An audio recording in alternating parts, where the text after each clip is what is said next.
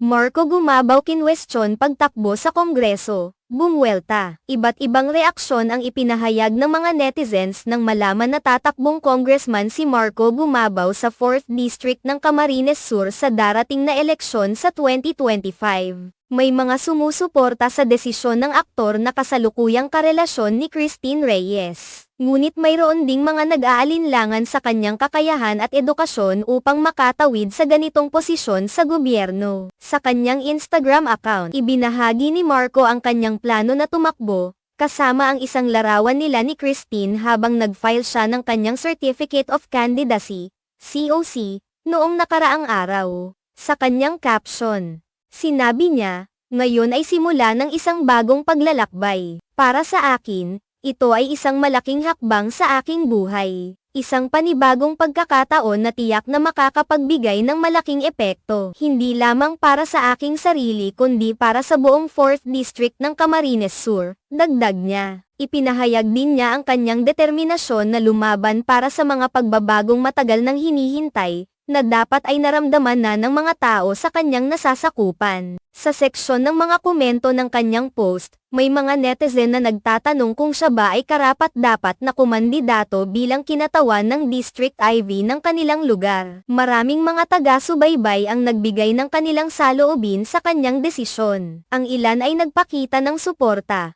umaasang makakapaghatid si Marco ng positibong pagbabago. Iba naman ang may mga pagdududa. Nagtatanong kung ang kanyang karanasan sa entertainment industry ay sapat na upang siya ay maging epektibong mambabatas. Ang mga kritiko ay nagbanggit ng pangangailangan ng mas malalim na pag-unawa sa mga isyu ng kanilang distrito, na tila kulang sa isang taong walang karanasan sa politika. Sa kabila ng mga opinyon ng publiko, nagpapakita si Marco ng determinasyon na ipaglaban ang kanyang plataporma. Siya ay umaasa na sa kanyang pagsisikap. Makakabuo siya ng mga proyekto at inisyatibong makikinabang ang mga residente ng Camarines Sur. Isa sa mga layunin niya ay ang pagtutok sa mga isyu ng kabataan, kalusugan, at kaunlaran sa kanilang lugar. Ang pagkakaroon ng isang kilalang personalidad sa larangan ng entertainment sa politika ay hindi bago sa Pilipinas. Maraming mga artista ang nagpasya ng pumasok sa mundo ng politika, umaasang makapaghatid ng pagbabago at makilala sa kanilang mga nasasakupan. Gayunpaman, may mga naniniwala na ang pagsasanay at kaalaman sa tunay na sitwasyon ng mga tao ay napakahalaga upang maging epektibong lider. Patuloy na nag-aabang ang mga tao sa mga susunod na hakbang ni Marco, kasabay ng pagbuo ng kanyang kampanya. Maraming mga supporters ang umaasa na siya ay mag-aalok ng mga makabago at makabuluhang solusyon sa mga problemang hinaharap ng kanilang distrito. Sa kanyang pagbabalik tanaw, nagpaalala siya na ang kanyang layunin ay hindi lamang para sa kanyang sarili kundi para sa mas malaking layunin,